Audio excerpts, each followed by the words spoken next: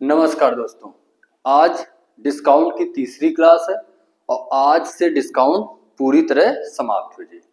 ठीक है, पिछली क्लास में यहाँ हम लोग 33 क्वेश्चन तक क्वेश्चन कर चुके रहा। आज 34 नंबर क्वेश्चन से स्टार्ट करेगा। ये देखो, अगला टाइप है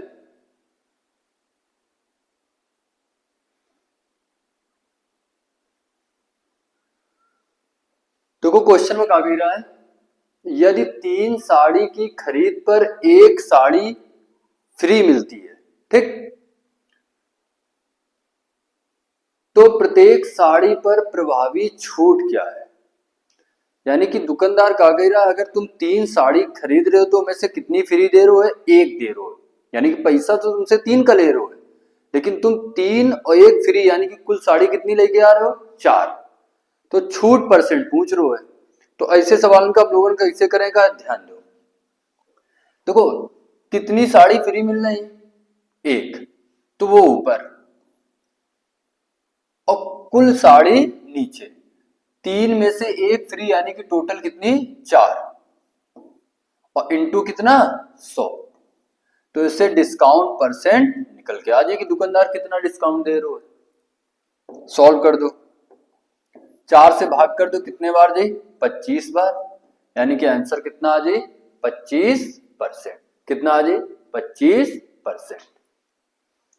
देखो जितनी वस्तुएं या साड़ी फ्री मिल रही वो ऊपर और कुल वस्तुएं नीचे, डिस्काउंट परसेंट आ जाए। एक सेम टाइप का क्वेश्चन देखो,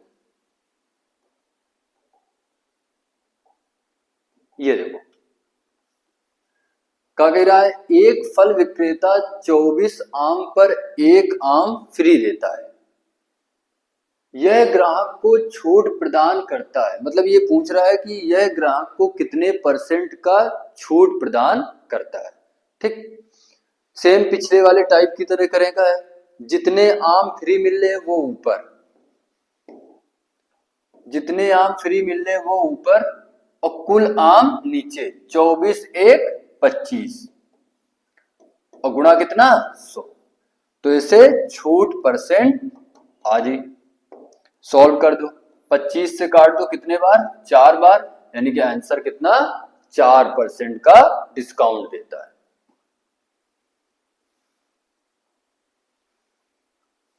अगले क्वेश्चन की तरफ बढ़त है, आओ अगला क्वेश्चन देखो। ये देखो अगला टाइप है, पिछले वाले क्वेश्चन में देखो कि 3 साड़ी पर 1 फ्री दे रहे हो है, ठीक है। इन क्वेश्चन में कहा गया है, अगला टाइप है कि वो ये तो कह रहा है कि 4 पेंसिल की खरीद पर 1 फ्री है, और इतना तो दे ही रहे हो, और प्लस कह रहे हो 15% का डिस्काउंट अतिरिक्त दे रहे हो, 15% का डिस्काउंट अतिरिक्त दे रहे हो। यानी कि अगर तुम 4 पेंसिल का जितना पैसा दे रहे हो वो मैं कह रहा हूं 15% हमें और कम दो। ठीक है, अगला टाइप है, ये क्वेश्चन का कैसे करेगा है, ध्यान दो। देखो अब हम लोग एमपी और एसपी का इस्तेमाल करेंगे। ठीक, 4 पेंसिल की खरीद पर 1 फ्री, यानी कि टोटल कितनी, 5। तो एमपी कितना बन जाए, 5। तुम पैसा कितने दे रहे हो, सिर्फ 4 का, तो एसपी कितना, 4। अतिरिक्त डिस्काउंट कितने का है, 15% का। 15% का भिन्न में कितना लिखियो, 3/20, यानी कि 20 में से 3 का डिस्काउंट है, यानी कि एसपी कितना है, 17। कितना है, 17। ठीक, अब देखो अगर पड़ोसी कट रहे हो तो काट दो, 4 से काट दो, ये कितने बार भाग जी, 5 बार। अब सीधा गुणा हुई, 5 गुणा 5 कितना हो जाए, 25, और इधर से कितना आ जाए, 17। कितना आ जाए, 17।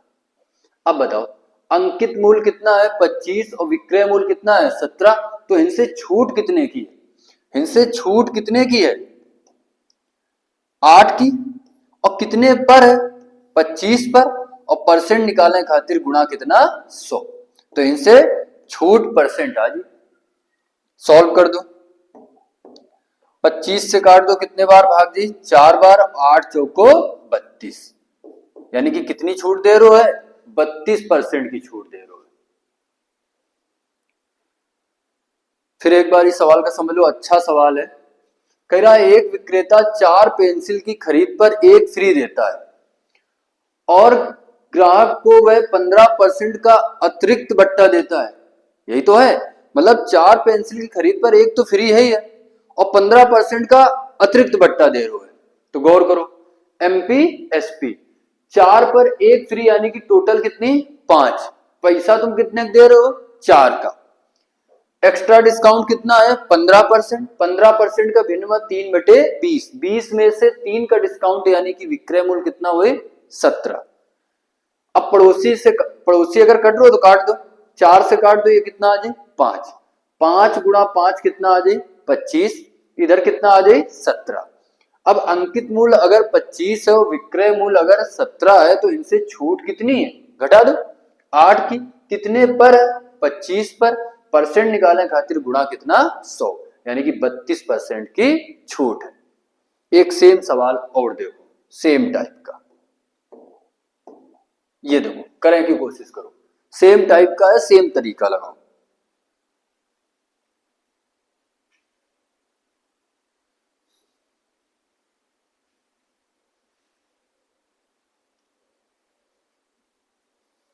आ जाओ, देखो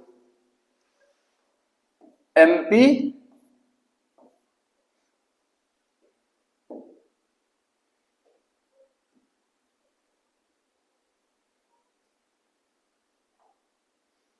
देखो एमपी और एसपी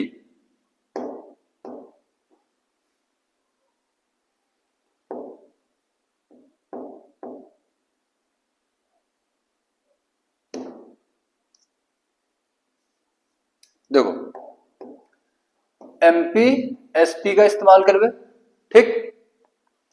11 वस्तुओं की खरीद पर 3 वस्तुएं फ्री, यानी कि टोटल कितनी हो जाए? 11 और 3 कितना? 14। और पैसा तुम कितने दे रहे हो? सिर्फ 11 का।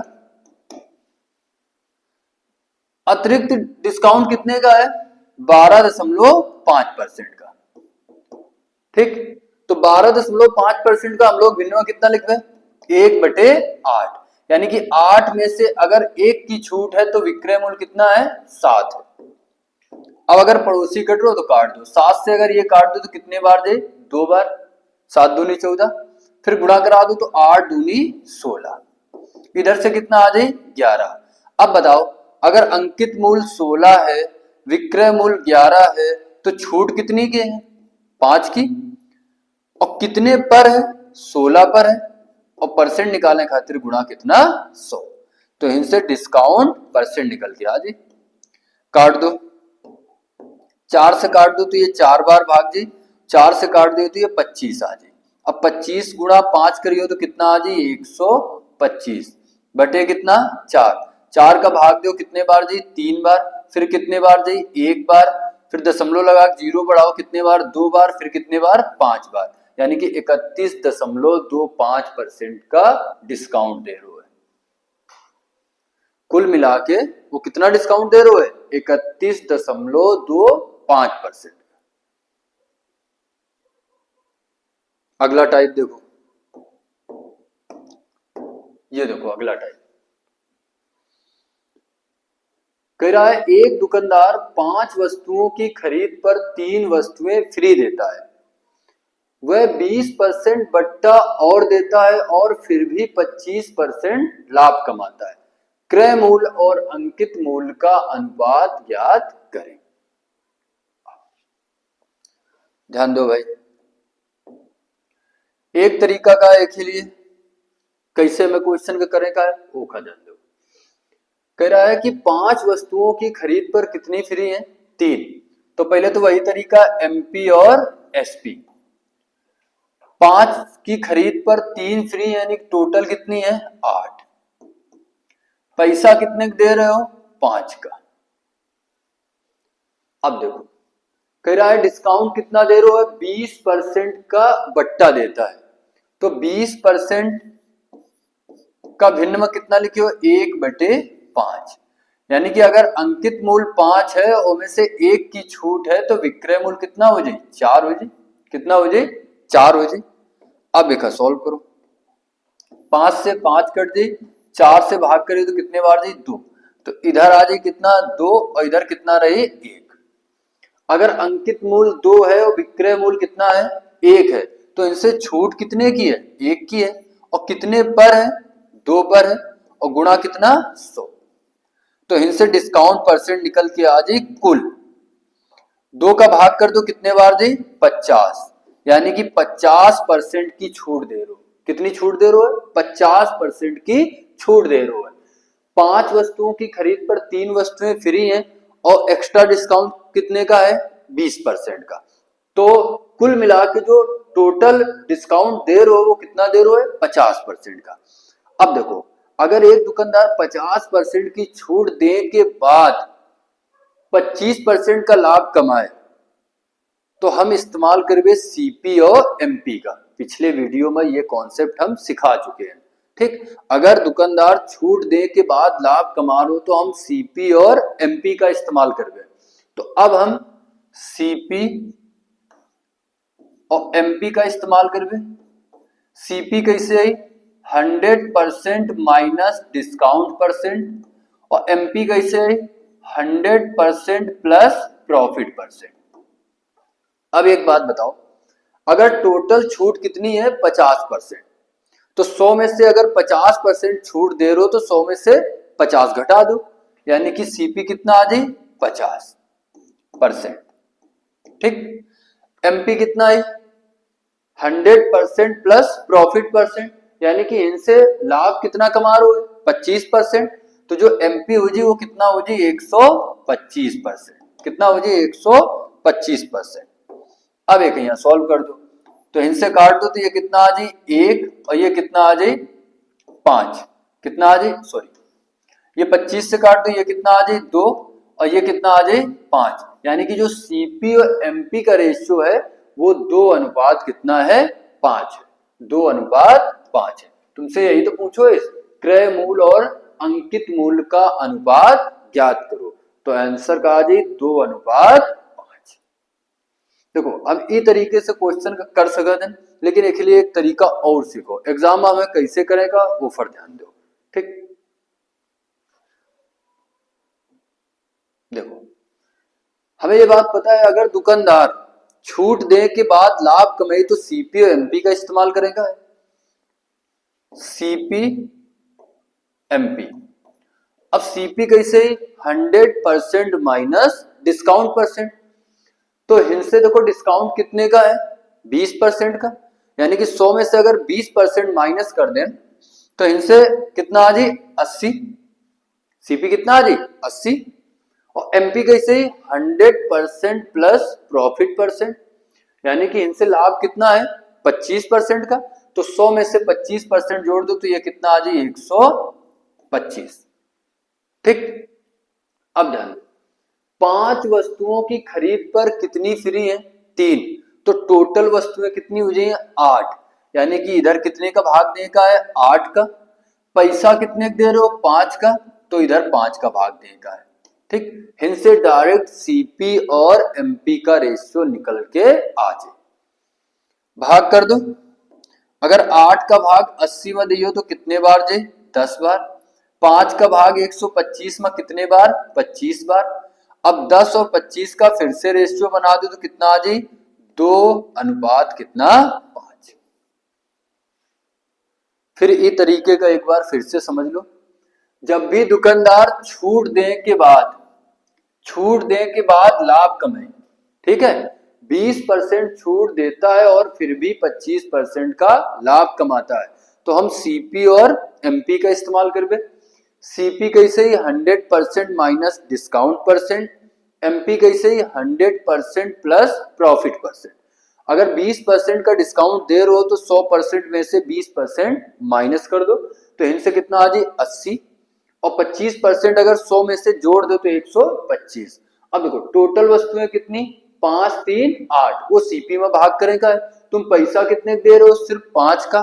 तो इधर 5 का एमपी में भाग करेगा। ठीक, तो इनसे जो रेशियो बनी सीपी और एमपी का वो 2 अनुपात कितना बने 5। अब सेम टाइप का एक क्वेश्चन और देखो,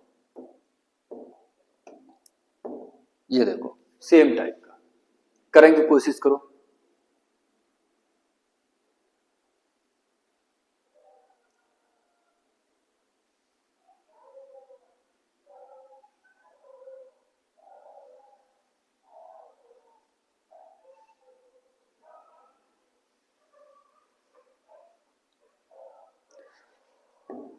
देखो वही तरीका इस्तेमाल करेगा सीपी और एमपी।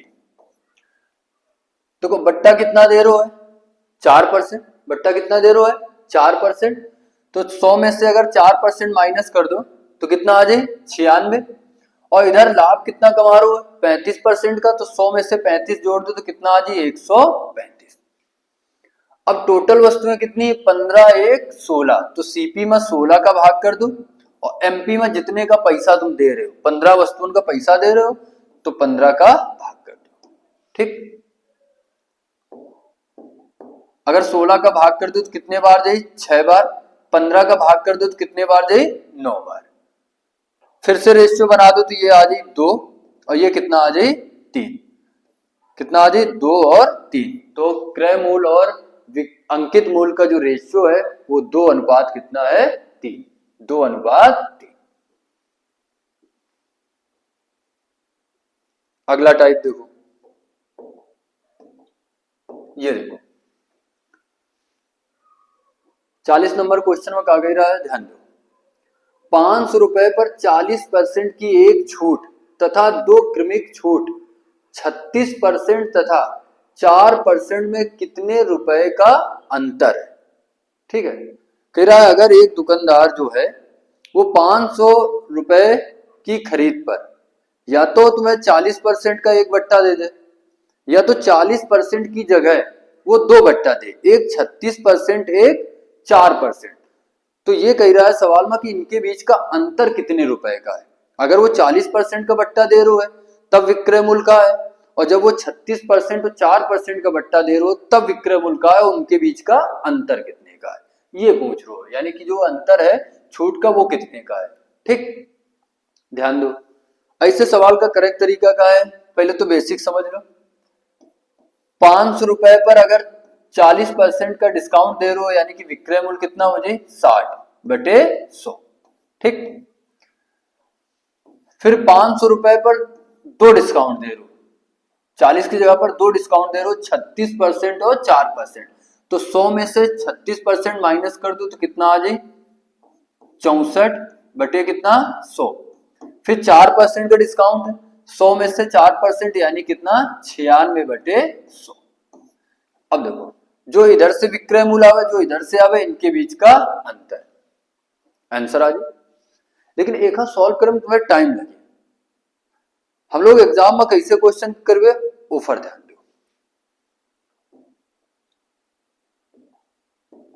देखो तो ये बात पता हो चाहिए कि अगर एक दुकानदार 20% का बट्टा दे रहा है, अगर 20% की जगह पर वो 10% और 10% के 2 बट्टे तुम्हें दे, ठीक, तो क्या ये दोनों सेम है।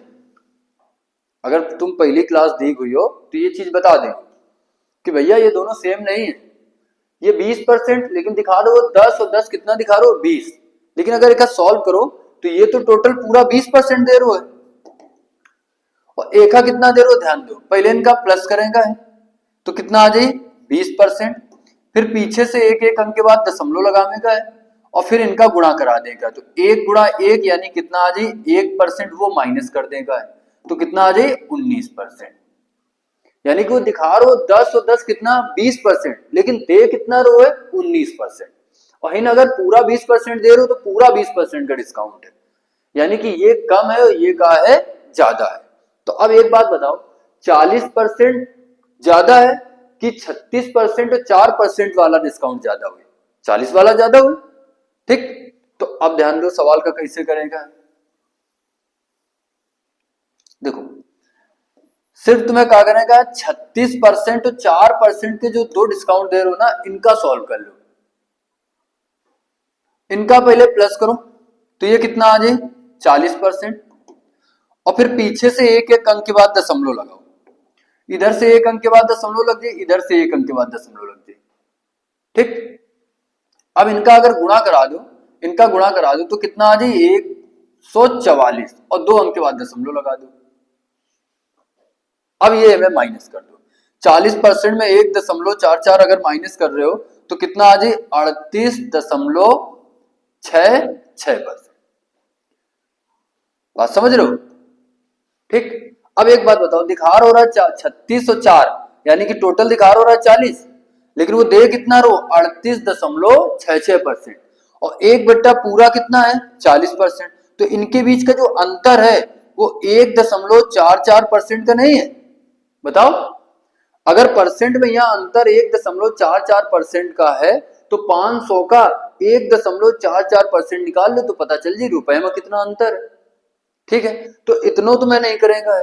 जब भी ऐसा क्वेश्चन तुम्हें मिले, ध्यान दो, जब भी ऐसा क्वेश्चन मिले तो सिर्फ क्या करेगा है जो अलग अलग डिस्काउंट दे रहे हो है। ठीक है, 36% 4% है, सिर्फ एक का सॉल्व करेगा और जोड़ेगा भी नहीं, सिर्फ पीछे से एक एक अंक के बाद दशमलव लगा लेगा है। पीछे से एक अंक के बाद दशमलव, पीछे से एक अंक के बाद दशमलव, फिर इनका केवल गुणा कर देगा है। क्या कर देगा है? गुणा।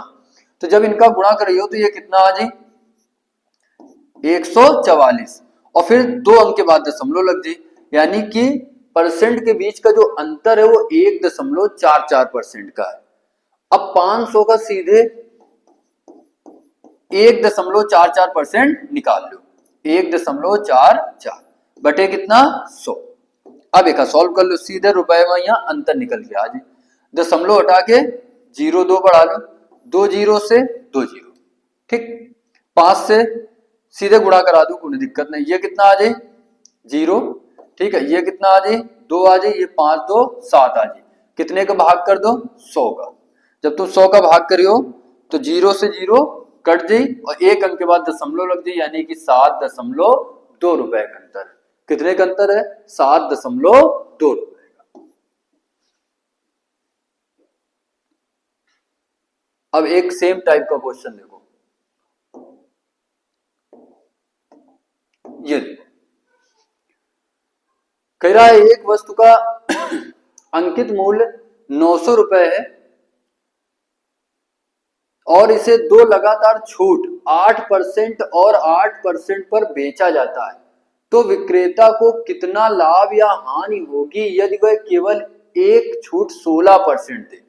यानी दुकानदार की बात कर रहा है, दुकानदार पहले क्या कर रहा है 8% और 8% का बट्टा दे रहा है, यानी कि 8 और 8 दिखा रहा है, मतलब यानी कि 16 दिखा रहा है, 16% दिखा रहा है, लेकिन 16% से कम दे रहा है, लेकिन एक ही जगह पर वो अगर 16% का बट्टा देख पड़ जाए, ठीक है, तो पहले डिस्काउंट कम दे रहा है और डायरेक्ट 16% का अगर डिस्काउंट देख पड़ रहा हो तो अब ज्यादा वो खते।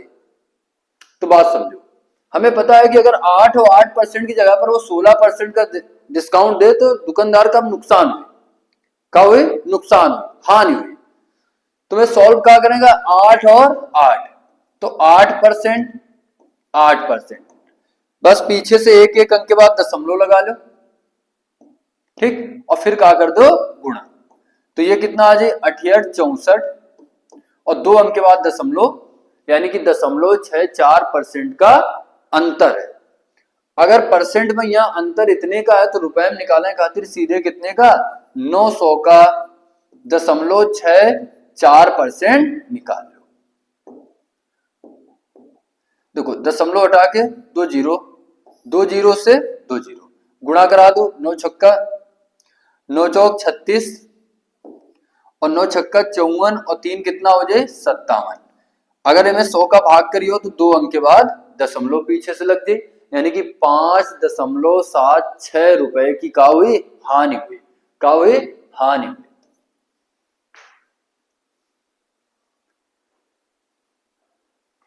आ जाओ अगला क्वेश्चन देखो, ये देखो, ये बहुत बेहतरीन क्वेश्चन, बहुत बेहतरीन।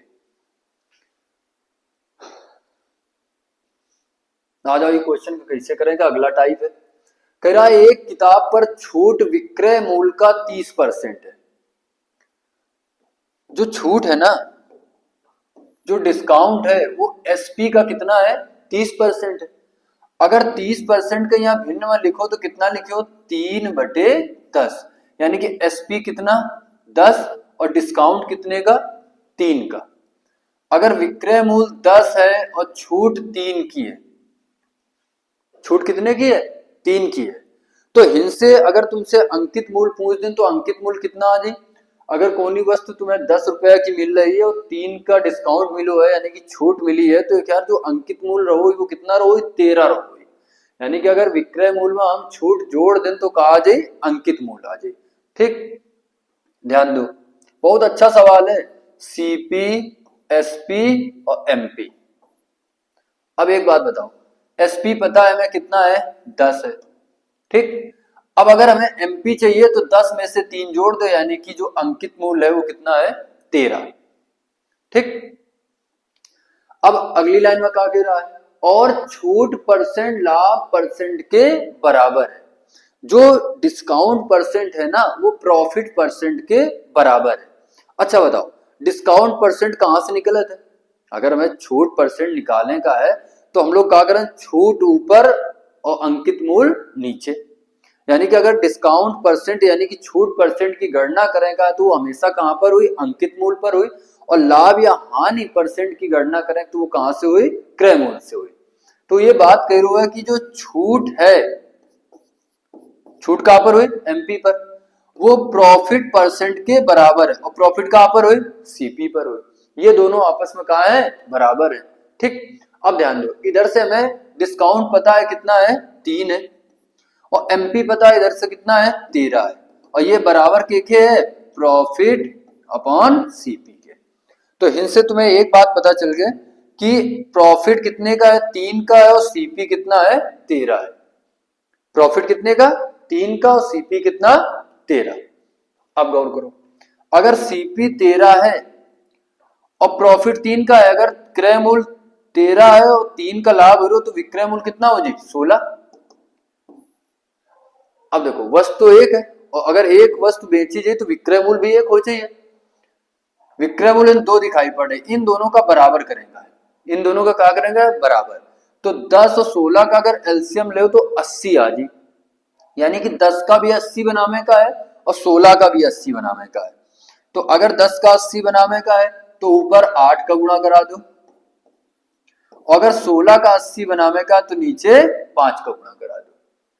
अब देखो, अगर 5 का गुणा हम 13 में करा दें तो ये कितना आ जाए 65, और ये 16 बचाए कितना आ जाए 80, और अगर 8 गुणा 13 कर दो 13 अट्ठे 104। तो इनसे तुम्हें एक बात पता चल गया, सीपी एसपी एमपी का रेशियो। अगर ये सीपी है और ये एसपी है तो इनसे प्रॉफिट कितना हुए बताओ, घटा दो कितने का 15 का। अगर हम डिस्काउंट की बात करें तो 104 की वस्तु, सॉरी 104 अंकित मूल्य है और मिल कितने की रही है 80 के। तो अगर अंकित मूल्य में एसपी घटा दें यानी कि विक्रय मूल्य घटा दें तो इनसे डिस्काउंट आ जाए, और डिस्काउंट कितने का आ जाए 24 का, ठीक। अब तुमसे जो भी पूछे सब कुछ निकाल सकते हो। क्वेश्चन में पूछोगा इस तो छूट और क्रय मूल्य का अनुपात बताओ, यानी कि डिस्काउंट और सीपी का रेशियो। तो डिस्काउंट इधर से कितना 24 और सीपी कितना 65, यानी कि जो रेशियो है वो 24 अनुपात कितना है 65, 24 अनुपात। बहुत अच्छा सवाल है, एक बार फिर सवाल का समझ लो, ठीक। सवाल में कह रहा है कि एक किताब पर छूट जो है वो विक्रय मूल्य का 30% है। 30% का भिन्नमान 3/10। अगर विक्रय मूल्य 10 है और छूट 3 की है, तो विक्रय मूल्य अगर 10 है छूट 3 की है तो इनसे अंकित मूल्य कितना हो जी 10 में से 3 जोड़ दो यानी कि 13। विक्रय मूल्य पता है कितना है 10 है, ठीक। अब अगली लाइन में क्या बोलो है कि छूट परसेंट जो है वो लाभ परसेंट के बराबर है। तो छूट हमेशा अंकित मूल्य पर होता है, लाभ हमेशा क्रय मूल्य पर होता है। अगर इनसे हम छूट परसेंट निकालो चाहें तो छूट बटे का हो जाए अंकित मूल्य, और इधर से लाभ बटे क्रय मूल्य हो जाए, ये आपस में कहा है बराबर है। तो हमें परसेंट निकालने की जरूरत नहीं है। ध्यान दो, एमपी इनसे कितना आ जाए 13 और छूट कितने की है 3 की, और बराबर पी अपॉन का हो जाए सीपी। अब इनसे प्रॉफिट 3 का है और सीपी कितना है 13 है। अगर सीपी 13 है और प्रॉफिट 3 का है तो विक्रय मूल्य इनसे एसपी कितना हुए 16। इन दोनों का बराबर कर लो। तो इन दोनों का बराबर करने खातिर इन्हें 80 बनावे का, तो इधर 8 का गुणा हो जाए इधर 5 का हो जाए, तो ये 65 80 104। अब इनसे प्रॉफिट की बात करें तो क्रय मूल्य अगर 65 है विक्रय मूल्य 80 है तो प्रॉफिट कितने का है 15 का। अंकित मूल्य 104 है, विक्रय मूल्य अगर 80 है तो इनसे छूट कितने की है 24 की। क्वेश्चन में पूछ रहा है कि छूट और क्रय मूल्य का रेशियो बताओ। तो छूट कितनी 24, अंकित मूल्य कितना सॉरी क्रय मूल्य कितना 65, तो 24:65। एक सेम टाइप का क्वेश्चन देखो, ये करें कोशिश करो सेम टाइप का करो देखो।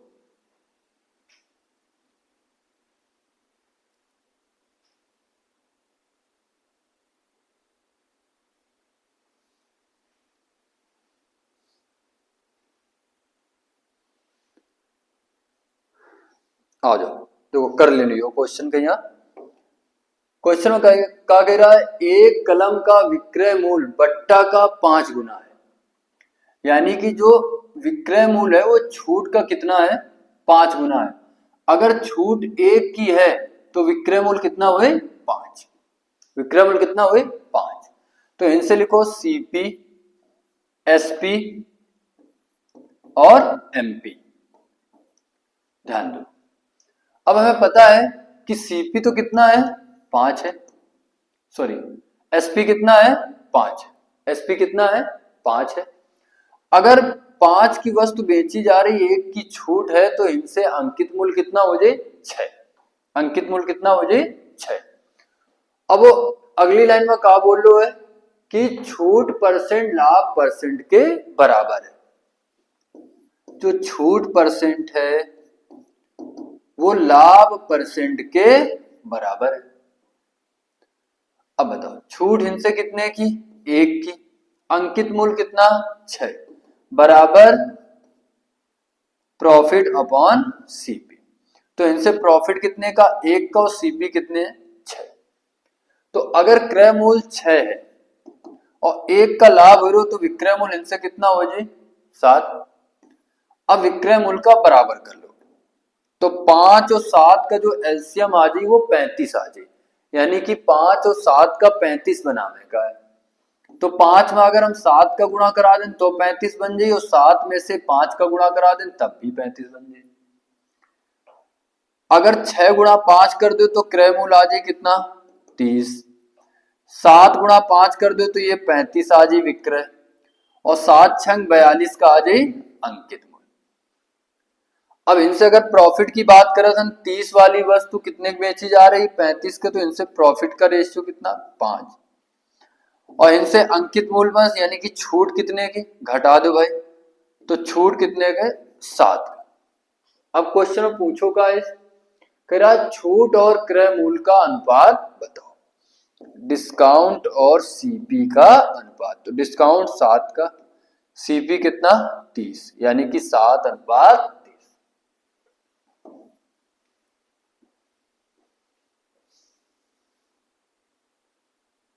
ठीक है, तो अब डिस्काउंट खत्म हो गया है। ठीक है, तो 3 क्लासें वही है और 3 क्लासें में यहाँ हम डिस्काउंट का खत्म कर दिए हैं। अब अगले दिन अगली क्लास हुई। ठीक है, और वही काम करेगा है कि लाइक कर दो बिल्कुल। ठीक है, अगर ये चीजें पसंद आ रही हो, आज के क्वेश्चन बहुत अच्छे हैं, एग्जाम में बहुत पूछे जाते हैं। ठीक है, तो अगली क्लास में मिलते हैं, धन्यवाद।